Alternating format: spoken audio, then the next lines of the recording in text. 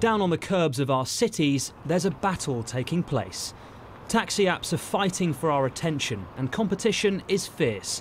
So fierce that this Christmas period could see prices plummet for customers. One app operating in London and looking to expand to other cities in the country has laid down the gauntlet. From now until Christmas, they're charging customers just £5 to travel up to 6 miles in parts of the capital, with the app company making up the remainder of the fare.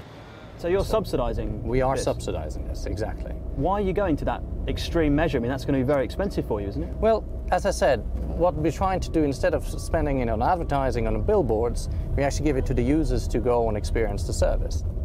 There's a lot of competition for the app makers, and to a certain degree, you need to think like how to differentiate yourselves.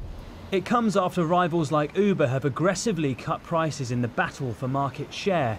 Protests in London and elsewhere have led to some citywide bans of the app in Europe. But in the UK, it's expanding. Last week, it launched in Leeds.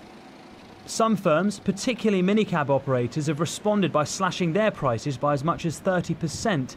But many cabbies are happy to let the apps fight it out, as long as their bottom line isn't affected. Yeah, well, it's all changing technology. You've got to move with the times. Cab drivers get the apps given to them. It's their choice if they want to go onto them or not. I mean, a few of my friends are on these taxi apps, and at the end of the week, it all balances out. What they need to take for the weekly income, they take it anyway on the apps or on the street.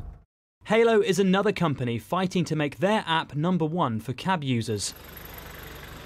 But its boss says cutting prices is not the way to win the war. Whatever our competitors are doing about pricing, if they think that makes sense for them, fine. I don't think generating more demand right now is necessarily the thing that is required. In private, some drivers talk of dirty tactics being employed by these multinational firms. There are claims rivals have been making large numbers of fake bookings to disrupt business.